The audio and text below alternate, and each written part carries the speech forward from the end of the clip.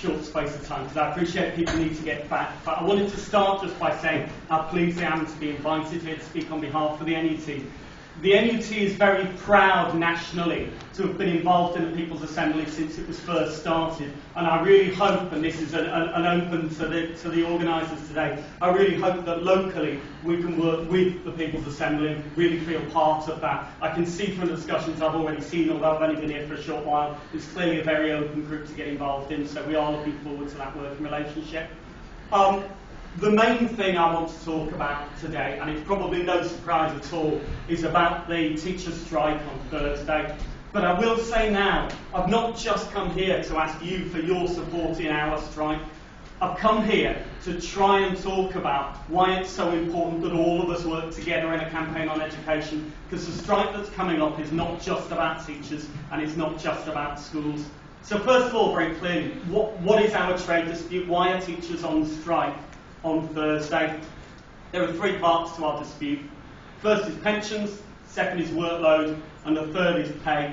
On pensions, you'll be very familiar with the story. The government has implemented changes to our pension scheme, which means teachers pay more into the pension, they work for longer, and at the end of it, they get less out at the end. Now, it's a very obvious pattern. It's been done across the whole of the public sector, but they've done it without producing any valuation of the pension scheme itself.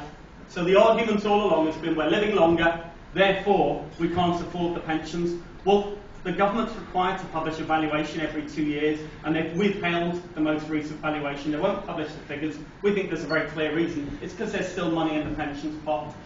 That doesn't just have an impact on teachers, but it also has an impact on education as a whole, because with the retirement age rising to 68, we're talking about every serving teacher now, if they want their full pension entitlement, working in the classroom until they're 68. Now, that's not to say that someone aged 68 couldn't be a fantastic teacher, but those people capable of working that long in teaching are the exception. They're not the rule. We have, I think at the last count, 5,268 teachers in Oxfordshire.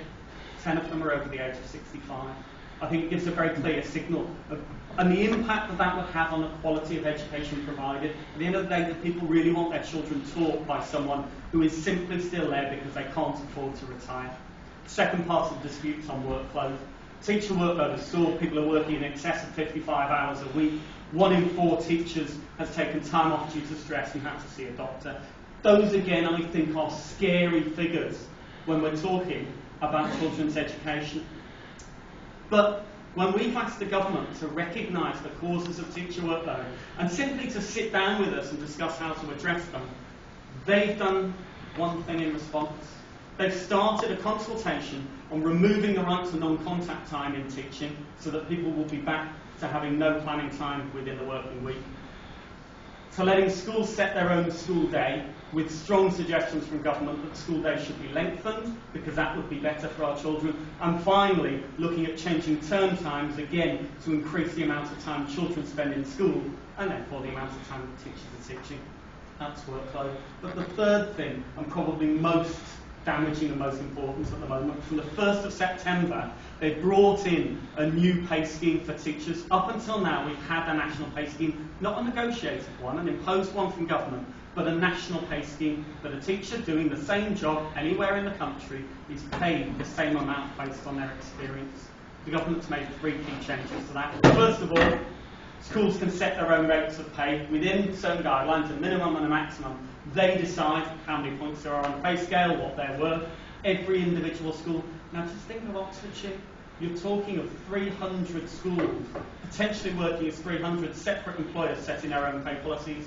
At the same time, they'll decide the criteria on how teachers progress up the pay policies. And the suggestion from government is you could use an absolute criteria, like targets, the same targets that have done all the damage to our children's education, or, and this is Gove's latest idea, you could use relative criteria. He proposes that in every school, the head teacher ranks every teacher in order of performance, from their best teacher to their worst teacher, pays the top 15% a pay rise of X, the next 15% a pay rise of Y, and the other 70% nothing at all. Now just have a think for a moment what that would do to the working environment in the school on what that would do to the education of the children being taught in that school. If I know that the teacher in the classroom next door to me, if their class do well, they're stealing my pay rise, what's that going to do to the professionalism within schools, to collegiate work and so forth? But the third change is, again, possibly the most significant. They've taken away pay portability. So at the moment as a teacher, if I work for a certain number of years in a job, I'm entitled to a certain pay. And if I apply to a new school, that's the pay grade that I go on. Well, they're removing that so that at each interview, you'd be required to negotiate your pay from scratch with a new employer.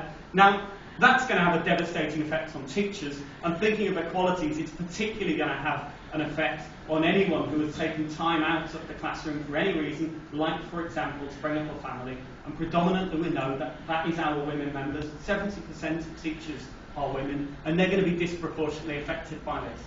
But it's also going to have a huge impact on schools.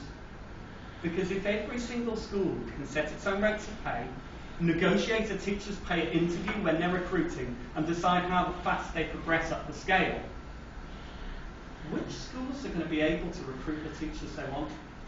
Are schools in the nice, leafy suburbs, plenty of money, good parent-teacher association, donates thousands each year, serving children who already have all of those opportunities? Or a school in financial difficulty, in an area of deprivation, where every penny they can get together is spent on enhancing those children's experience? They're going to be competing for the same teachers, but unable to match the rates of pay and the progression up the scale. So we think that this is going to have a huge impact across the board. So why would the government be considering such a mad scheme? We're all used to the idea that actually the government is left, right and centre doing things that make no sense whatsoever. But what's behind this particular change? I think it's very, very clear, and if it wasn't clear enough, they spelt it out for us.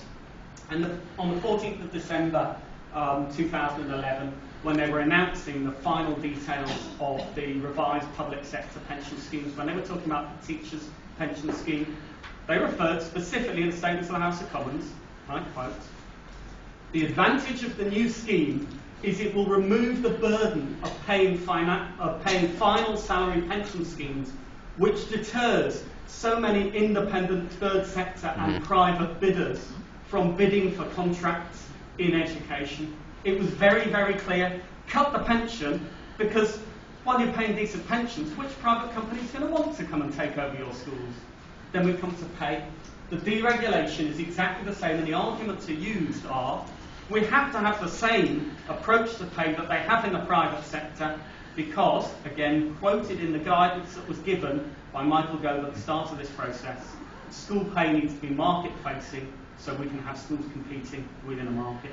It's very clear it's about markets and privatisation. It goes hand in hand with the creation of academies and free schools, with the breakup of local authorities. Local authorities are no longer allowed to plan admissions. They're no longer allowed to open new schools. And we see the horrendous school places crisis, where you've got primary-age children across the country. It's particularly concentrated in London, but it's coming very soon by the demographic change in Oxford, in particular, and other areas of Oxfordshire, particularly the city centre. You've got primary school children with no school places. Schools are being asked to expand into temporary buildings, etc., to house them. And at the same time, money's being taken that was in the Building Schools for the Future project, and it's being used to open up secondary free schools, offering an experimental education where they hire whoever they want. One of them proposed hiring Oxford University students because they said, well, why do we need teachers when we've got all this educational excellence? Plus, we can pay them £5 or £10 an hour, so who cares? Experimental ideas in secondary education with money that was originally earmarked by the last government to be spent on building primary schools to cope with demographic change. That's why there's a school places crisis. It's very, very clear, and I do recommend the website. If you search the schoolsplacescrisis.com, have a look on there at the detail of what's going on with that. All of these policies go hand in hand with each other, and they're about one thing, that's the privatisation of our education system. So I think when we're talking about the strikes on Thursday, it's not just about teachers who will be out there protecting their rights and their colleagues' rights. It's about the quality of education we want in our schools. And I think one thing brings it home to parents more than anything else. And that is an essential part of this process. An announcement, interestingly, that was made on the opening day of the Olympics. If ever you wanted to bury news, that's where you put it. On the opening day of the Olympics, Michael Gove announced that schools no longer have to employ qualified teachers to teach children. As long as the head says, I think you're a good chap, you could probably do the job, you don't need a teaching qualification anymore. Now, again, it's an essential part of that deregulation, allowing schools to employ people cheaper without the qualifications in order to make schools profit-making, in order to allow them to generate a profit. And I think there's a very clear message that's not what we want for our children's education. There is international experience for this. There's a wonderful report produced by Rick Muir of the Institute of Public Policy Research. It looks at the countries that have adopted for-profit education within the state sector. One of the prime examples is, of course, Chile, because under Pinochet, one of the essential reforms by that dictatorship was to privatise the school system along the similar model that Michael Gove is considering at the moment. Now, if that doesn't tell you something about Michael Gove, I don't know what does, but the process in Chile, they had state-funded for-profit schools, and on any measure, when you compare their performance with non-profit-making state-funded schools, they performed worse on every single measure. And when you go into a little bit of detail of the statistics, what are the major differences between those schools? The teachers in them are less qualified, they're paid less, they work longer hours. It's very, very obvious. When you attack teachers and you attack the school system, you attack our children's education. So we are asking everyone who can to get out and do something to support in the build-up to this strike. This is the end of a series of rolling strikes across the country, and we're in the final tranche along with the rest of the South East, South West, London and the North East. We have to make this a real impact on Michael Gove personally and on his government's policies in education. So I'd ask you, I'm wrapping up, I know, sorry.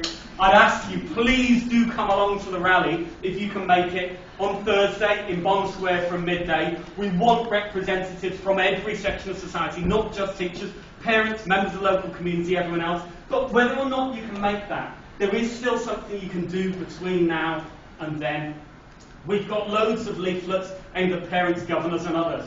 There's lots of material on this table, newspaper article written by our Deputy General Secretary that explains all the arguments. I haven't had time to cut them out of papers, so I just brought a bundle of papers for you. Please take one away, photocopy the article, circulate it, take the leaflets, take the stickers. Online, we've got a section telling members of the community what they can do to support. It includes signing an online letter. So far had 100 parents sign it. When we released that to the local papers the day before the strike, saying 100 parents have signed an open letter in support of a strike action, we think that's going to have a real big impact. But it will be bigger if it was 200, 300, 400, 500. So please get online and sign that. And finally, anyone who'd like to volunteer to do any of them, we do quite a lot of last-minute mopping up, and it's really great to have parent and community volunteers as well as NUT members, because sometimes when you're trying to get support in a school from the parents and the community, it's really useful to have parents going along calling on teachers to support the strike, not just teachers doing it. If you're willing to do any of that work in the next few days or again in the future, catch myself or Chris Blakey, who's waving now at the back. Give us an email address, give us a phone number and postcode so we know where you are, and we'll work with you. Please work with us, and together, hopefully, we can get rid of not only these education policies, but this bankrupt government. Thank you.